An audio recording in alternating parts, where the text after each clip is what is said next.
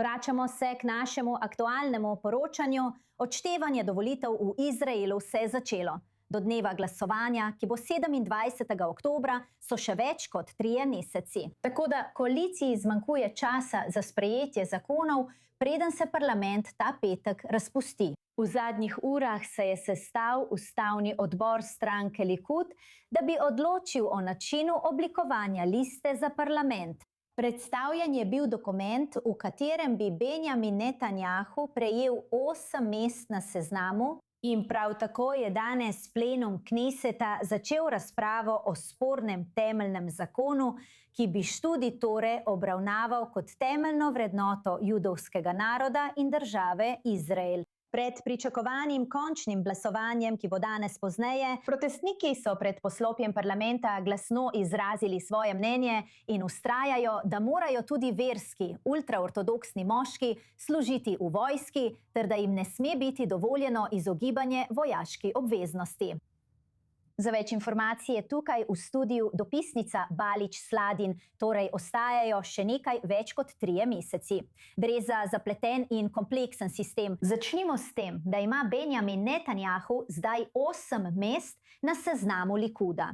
Pojasnite pomen te novosti. Ja, no, nimajo vse stranke predizborov. Seveda, nove stranke, kot je Ješar denimo, stranka Gadija Eisenkota in drugih, dejansko nimajo predizborov. Oni izberejo, kdo bo na tem seznamu. Ampak za Likud, to je zelo stara stranka, prav tako Auda, delavska stranka ali laboristična stranka v Izraelu, kot ji pravijo, tokrat so v Likudu predizbori. In to je nekaj, kar se zgodi na vsakih volitvah. Netanjahu si želi vedno več rezerviranih mest zase.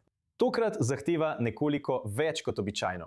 Po trenutni odločitvi, ki jo je danes že sprejel odbor, bo imel 8 rezerviranih mest, vključno s 3. in 5. mestom, kar je seveda zelo gotovo, da bodo lahko vstopili, skupaj 8.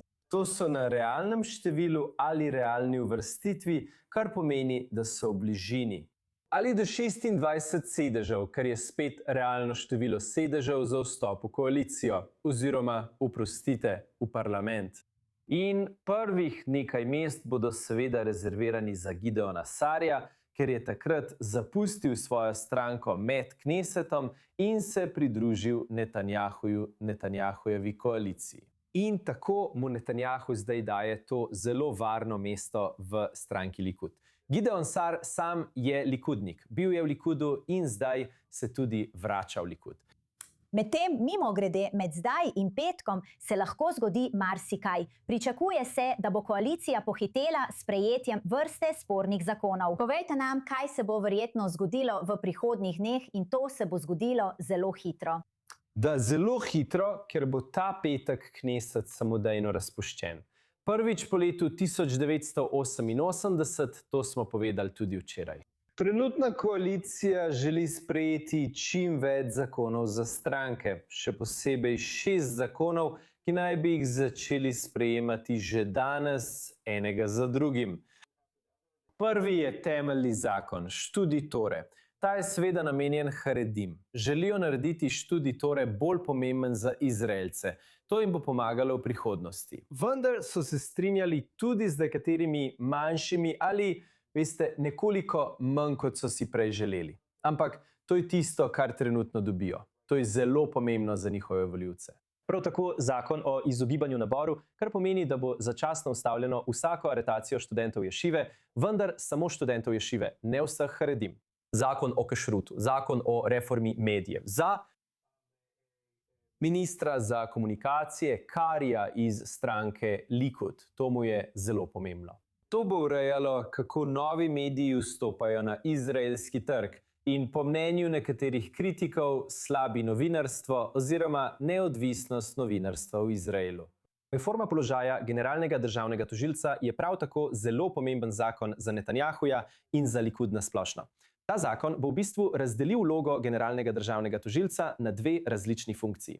In zadnja tukaj je ločevanje po spolu v akademskem okolju, tudi proti temu je veliko kritik. Ampak spet, to je dogovor med ultraortodoksnimi Judi in Netanjahujem, da sprejmejo zakone, ki so pomembni za njih in njihove volivce.